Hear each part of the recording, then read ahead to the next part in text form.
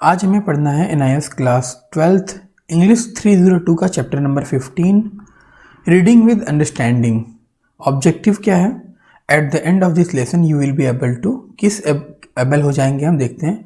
Understand short theme based passages, जो छोटे विषय वाले पैसेज होते हैं उसको हम समझेंगे। आंसर क्वेश्चंस ऑन दो पैसेज, और वैसे पैसेजेस जो होंगे उनके हम आंसर्स देंगे। सेक्शन 1 स्टार्ट करते हैं हम। Reading the following passage and answer the questions that follows. An important solid waste which is noteworthy is biomedical waste. कह रहे एक महत्वपूर्ण ठोस कचरा जो उल्लेखनीय है वह है बायोमेडिकल वेस्ट। मतलब जो कचरा है ना, वेस्ट है, वो बायोमेडिकल वेस्ट है, उसे हमें नोट करना चाहिए, बहुत इंपॉर्टेंट है ये। This waste includes anatomical waste, syringes, gauge, absorbents, glass, etc. कह रहे हैं इस कचरे में शारीरिक अपशिष्ट, सिरिंज, धुंध, अवशोषक, कांच आदि शामिल हैं। ये जो मैंने नाम लिए सारे मेडिकल टर्म्स हैं, अगर आप साइंस के स्टूडेंट हो तो आप समझ सकते हो। आगे चलते हैं। The huge dumps of a biomedical waste is disposed of by hospitals and clinics cause serious health problems. ये कह रहे हैं कि अस्पतालों और क्लिनिक में निपटाए गए बायोमेडिकल कचरे के विशाल डंप गंभीर स्वास्थ्य समस्याएं पैदा करते हैं। मतलब मेडिकल से जो वेस्ट निकलता है वो उससे जो ज़मीन में डाल देते हैं या ऐसे वेस्ट डाल देते हैं, उससे बहुत बीमारियां, बहुत अजीब तरह की बीमारियां भी लग सकती हैं। उससे समस्या है हमारे लिए बहुत बड़ा।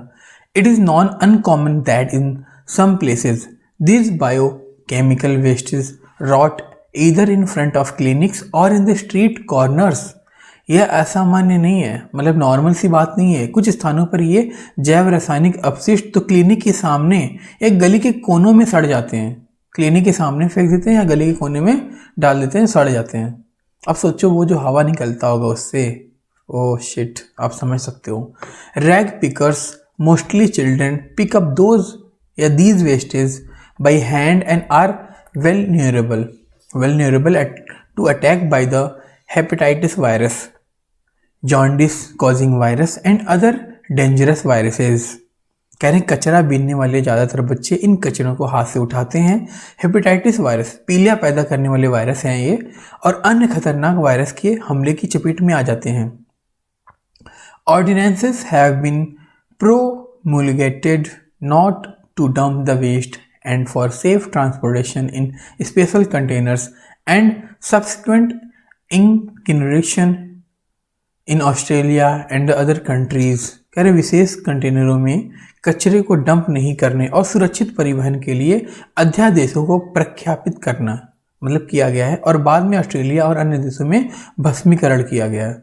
मतलब क्या है, विशेष कंटेनर से इस कचरे को डंप ना करके ऐसे सुरक्षित परिवहन से इस जगह डालते हैं कि वो ज़्यादा इधर उधर ना हो, मतलब उससे कोई वायरस ना फैले और वो वेस्ट कर दिया जाए, मतलब किसी को प्रॉब्लम ही ना हो। तो बाद में ऑस्ट्रेलिया और अन्य देश में भी ऐसा सिस्टम बनाया गया, भस्म कर देते हैं, मतलब ख़त्म कर देते हैं उसको। Why are solid wastage causes the such serious concern. ठोस अपशिष्ट इतनी गंभीर चिंता का कारण क्यों है? मतलब ये जो हमने वेस्ट के बारे में देखा, ये इतना सीरियस कंसर्न क्यों है? The dumping of solid waste spoils the beauty of cities and towns and causes health problems। कह रहे ठोस जो कचरे के डंपिंग है, जैसे आपके शहर में भी एक डंपिंग पॉइंट होगा जहाँ पर पूरे शहर का कचरा जाके डंप होता होगा, है ना। तो ठोस कचरे का जो डंपिंग है वह शहरों और कस्बों की सुंदरता को खराब करता है और स्वास्थ्य समस्याओं का कारण भी बनता है।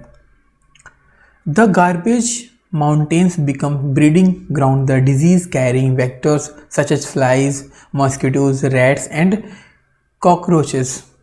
कह रहे कचरा पहाड़, मक्खी, मच्छरों, चूहों और तिलचट्टे जैसे रोग वाहक वेक्टर के लिए प्रजनन स्थल बन जाते हैं। मतलब ये रोग वाहक जो जानवर हैं, मतलब कीड़े मकोड़े हैं, इनका प्रजनन स्थल, मतलब यहाँ पर ये और पैदा होने लगते हैं, बीमारियों पे बीमारियाँ बढ़ती रहती हैं।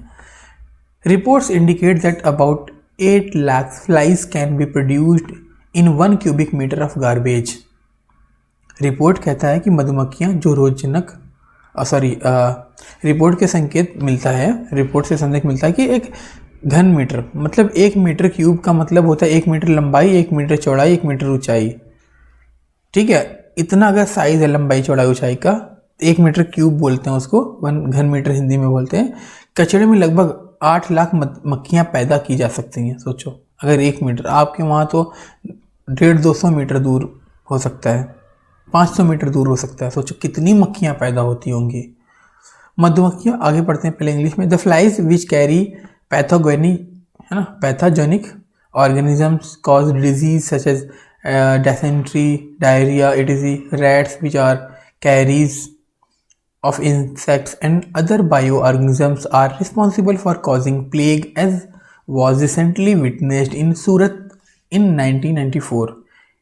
कह रहे हैं कि जैसे मक्खियाँ हो गई जो रोगजनक जीवों को लेकर आती हैं, ले जाती हैं, मतलब जैसे मक्खी आई वहाँ से बीमारियाँ लेकर आई, जिससे क्या होता है हमारे खाने पे यार ऐसी जगह बैठती हैं, हमने खाना खा लिया या पानी पी लिया तो पेचिश, दस्त आदि बीमारियों का कारण बन जाती हैं।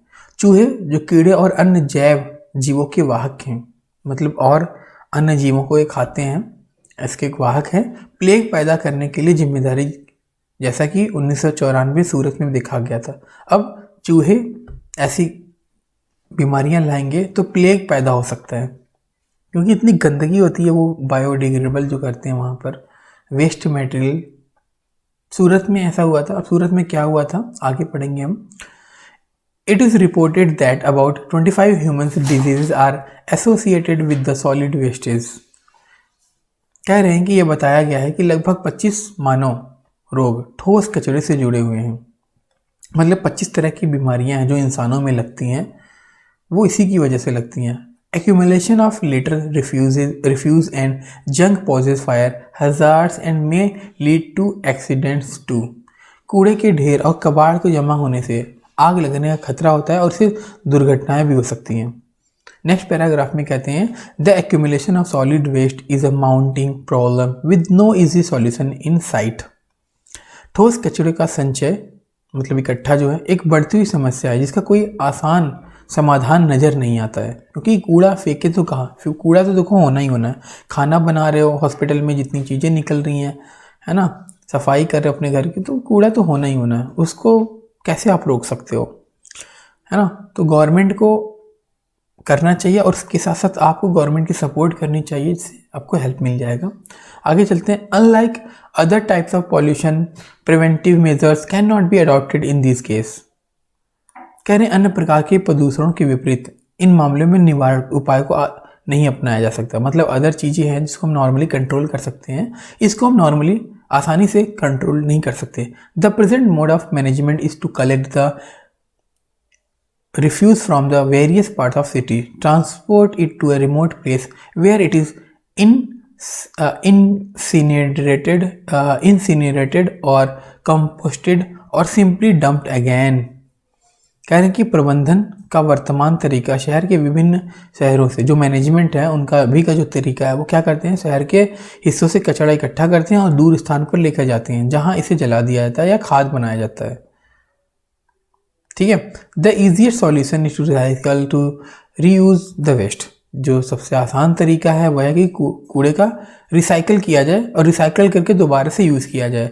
This solves the disposal of wastage and also yields revenue besides compensating for the expenditure incurred on its collection and transportation। कह रहे हैं कि यह कचरे के निपटान को हल करता है और इसके संग्रह और परिवहन पर होने वाले खर्च की भरपाई के अलावा राजस्व भी प्राप्त किया जाता है। मतलब फ़ायदा, रेवेन्यू, फ़ायदा भी कमाया जा सकता है। इंटेक्स क्वेश्चन 15.1 है, ट्रू फॉल्स बताना है। पहला क्वेश्चन है, nearly 15 human disease are caused by accumulating garbage. लगभग 25 मानव रोग कचरा जमा होने से होते हैं। तो सही बात है, हमने पढ़ा था। Preventive steps can be taken to reduce accumulating garbage.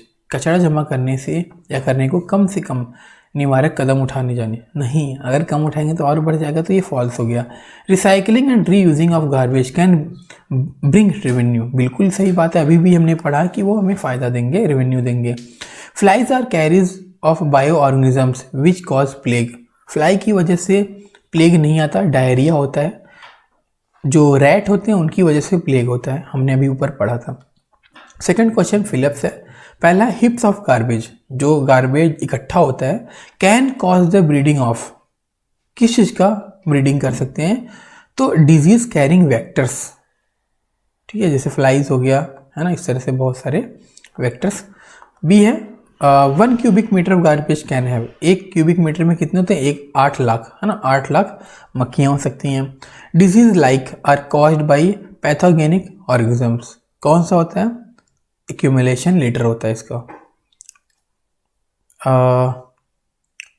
Disease like, हाँ जी, ठीक है। तो डी पार्ट करते हैं हम। अच्छा सॉरी सी पार्ट में कह रहे हैं कि disease like are caused by pathogenic organism.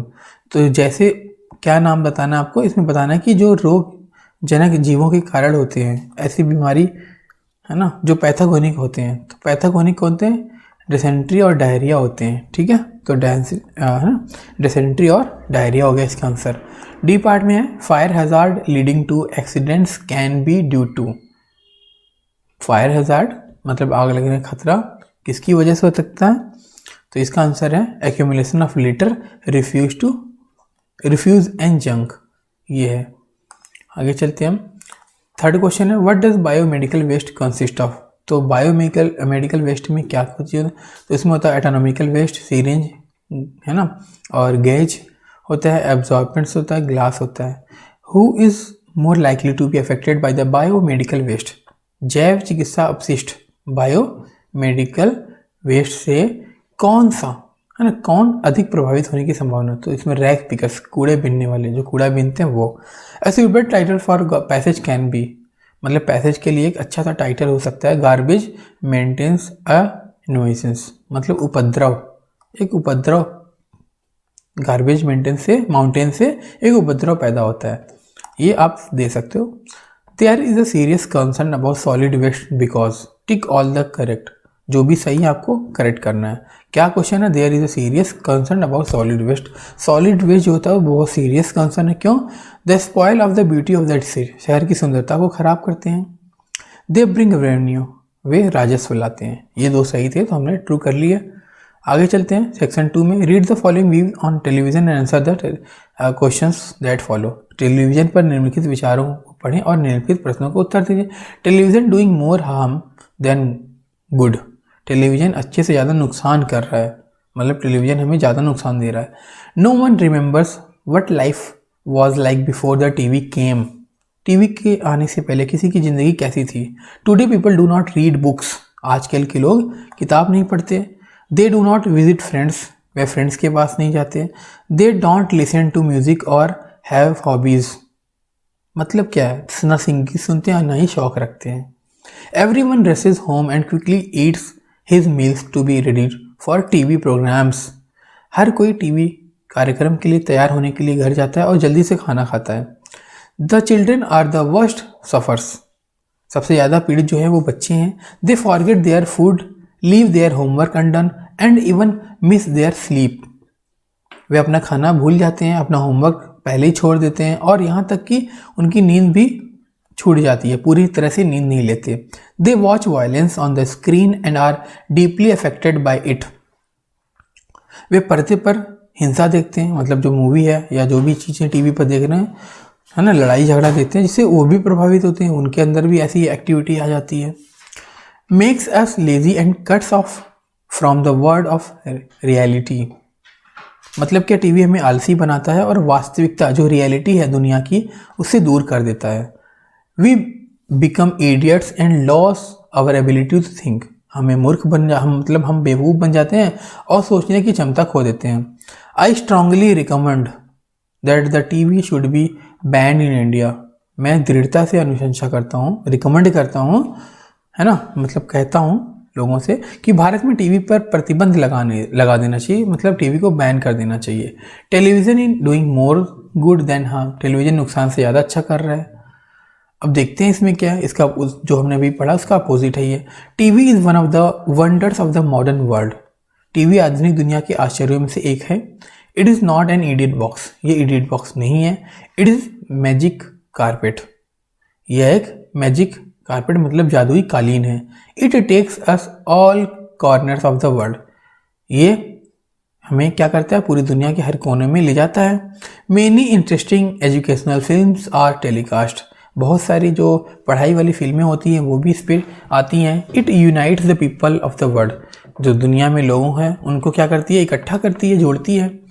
ठीक है। How many of you can travel to Paris और न्यूयॉर्क और लंदन एवरी डे, कह रहे हैं कि आप में से कितने लोग प्रतिदिन पेरिस या न्यूयॉर्क या लंदन की यात्रा कर सकते हैं। ऑफ कोर्स टीवी सेट्स, मतलब टीवी सेट पे आप आराम से कर सकते हैं। ठीक है। I request you to watch the good programmes and educate yourself, मतलब क्या है, ये रिक्वेस्ट कर रहे हैं कि आप टीवी पे प्रोग्राम देखिए और अपने आप को एजुकेट कीजिए। Everyone must have a TV, सभी के पास टीवी होना चाहिए। It brings the whole world together, ये पूरी दुनिया को एक साथ लेकर आता है। इंटेक्स क्वेश्चन 15.2 देखते हैं, ट्रू फॉल्स बताना है। Today people do not read books because they like to watch television more, आजकल के लोग किताबें नहीं पढ़ते क्योंकि वो टीवी ज़्यादा देखते हैं, तो ट्रू है। People visit friends to watch television, लोग टेलीविज़न देखने के लिए दोस्तों के पास जाते हैं, ये फॉल्स है। The worst sufferers are children, सबसे ज़्यादा जो बच्चों को प्रॉब्लम हो रही है वही है। We can see many parts of the world while sitting at home, हम घर बैठे दुनिया के कई हिस्सों को देख सकते हैं, ट्रू है ये। चलो फिलिप्स आ गया हमारा, देखते हैं क्या। TV can make us and take us away from reality, TV हमें बना सकता है और वास्तविकता से दूर लेकर जाता है। तो क्या है, लेजी, ठीक है, लेजी बना सकता है हमें, तो यहाँ पर आंसर है मतलब आलसी बना सकता है। बी है आर द वर्स्ट सफरर्स, सबसे ज़्यादा पीड़ित कौन है, बच्चे हैं, तो बच्चे इसका आंसर हो गया, चिल्ड्रन हो गया।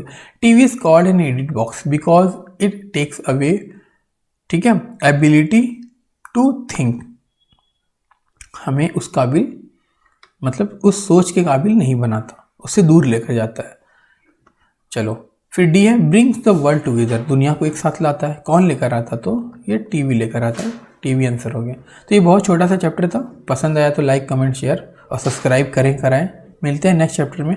बाकी इंपॉर्टेंट क्वेश्चन देखना है तो आप हमारी वेबसाइट है nivasadmissionclasses.com, डिस्क्रिप्शन में लिखा है, वहाँ पर क्लिक करके वेबसाइट पर जाकर आप क्वेश्चन आंसर देख सकते हो। मिलते हैं नेक्स्ट चैप्टर में।